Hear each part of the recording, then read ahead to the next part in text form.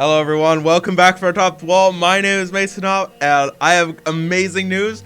We have a storm deck in Pauper. Finally. But first, I want to show you my final attempt at a storm deck.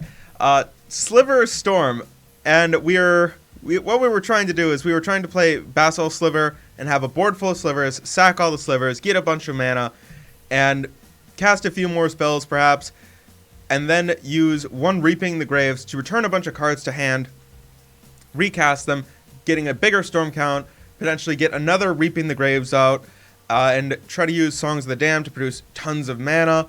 All the while, we have a few of these cycling cards to actually churn through our deck really quick and get a bunch of cards in the graveyard, add up more mana for Songs of the Damned, get more and more mana, huge storm count, of course, and then find either one Consume the Spirits. Oh no, just Consume the Spirit, singular, only one target, and bolt our opponent for like, a good million, I guess.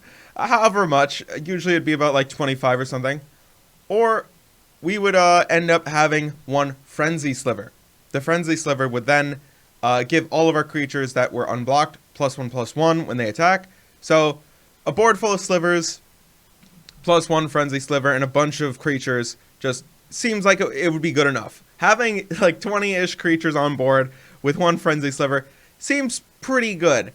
It's a kind of black Sliver Lord, I guess you could consider it. Alright, that's enough of my failure.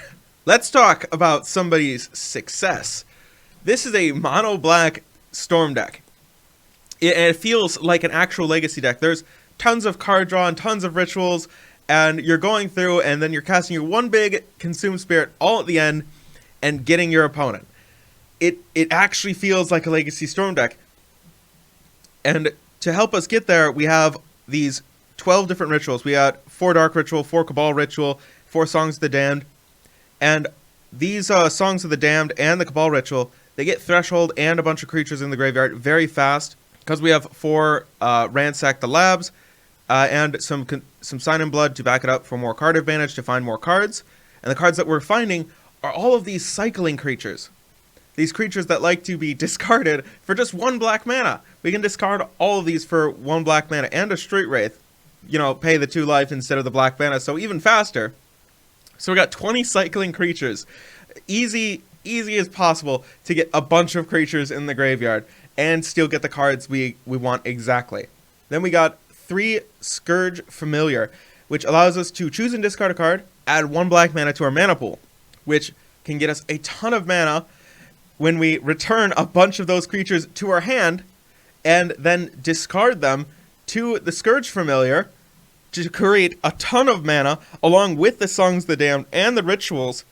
And then, with all of this mana, we go back to the Consume Spirit and blow our opponent away like they never were even in the game to begin with. I'm so excited for this. I think that this deck can win on turn 3.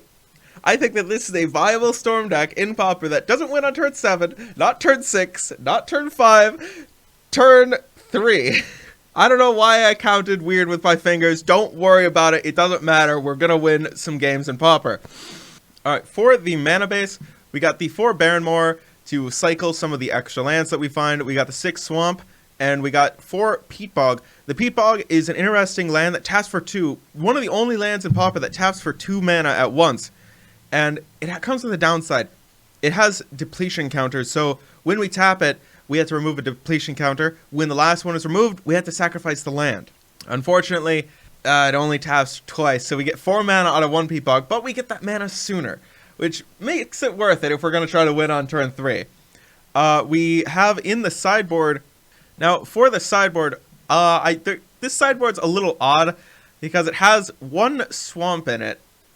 I think that perhaps whoever was playing this has some kind of transitional sideboard plan going on, because it appears like this Swamp might be here to support Crypt Rats and this kind of weird package of cards that comes into the deck as a way to like transform the deck into something else, like a big creature deck of some kind. Not 100% certain about this this whole plan, but Sure. I'm gonna definitely not go with the transitional sideboard.